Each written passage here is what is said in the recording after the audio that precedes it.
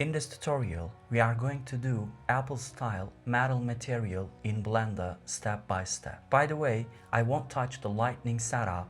I'll delete and rebuild the material. Before we start, I want to explain some of the theory behind what we are doing. Every realistic shader has surface imperfections to some extent, and these surface imperfections consist of tonal variations, roughness differences, for specular reflections, and surface roughness parameter. We are going to create all these imperfections to get a realistic shader. First, add a material and name it as titanium.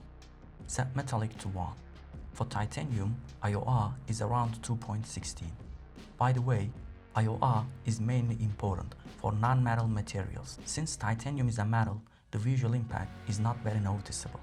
So, you can also leave the value as default.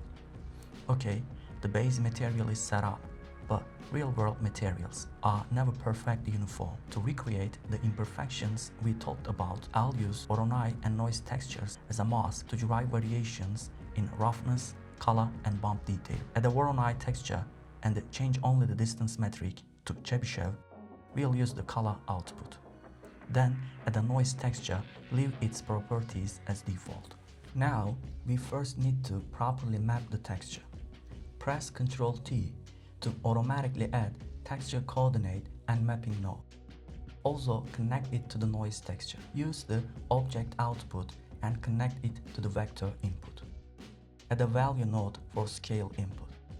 In my case, a value around 15,000 gives a realistic result, but feel free to experiment depending on the scale of your model. Now, we are getting into the most important part of procedural texturing, adjusting to color, roughness, and bump imperfections. If I ask you what color the Apple Watch Ultra is, you'd probably describe it as a slightly warm gray. And you're right, but under magnification, the material actually contains very subtle tonal variation. To recreate that tonal variation, I'll use 3 slightly different tones with a color ramp node. But to derive this, I gotta mix the noise and Voronoi texture with a mix color node. Add the node and make the connections. Change the factor to 0.67.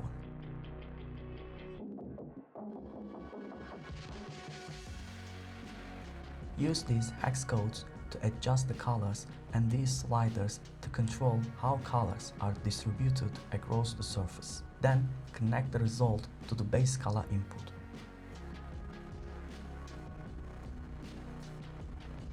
So I got the tonal variations.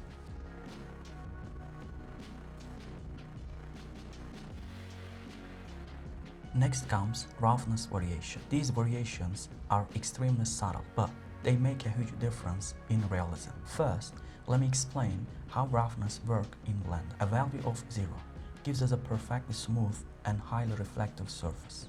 On the other hand, a value of 1 creates a much rougher and more diffused surface. To control the roughness breakup, add another color ramp using only black and white tones. You can use this hex code.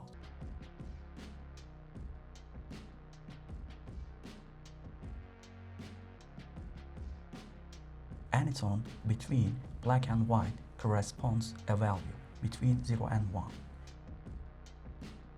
Shape the mask.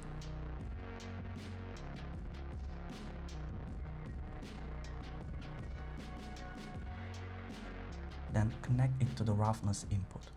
Now the reflections feel much more natural and less computer generated.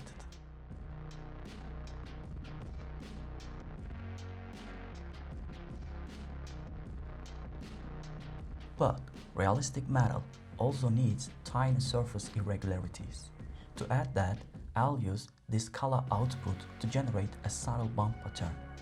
Connect it to the normal map node and lower the strength to around 0.1. The effect is subtle, but those tiny imperfections help catch highlights and make the material feel much more believable. Everything already looks good, but we can still push the realism further.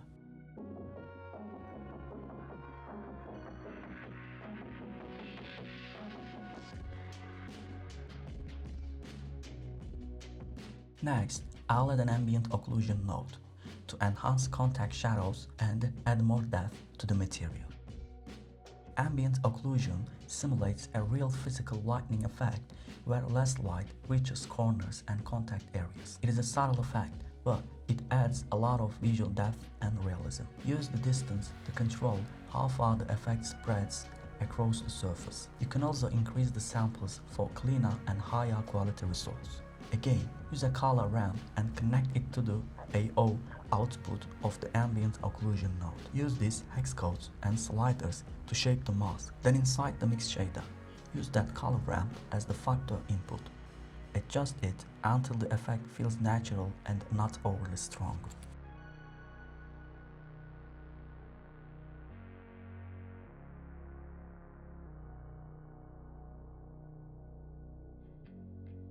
And that's it for the titanium material. Realistic metal isn't just about increasing the metallic value. The realism comes from subtle imperfections, tonal and roughness variations, most importantly, proper lighting. Even small details like bump and ambient occlusion can make a huge difference.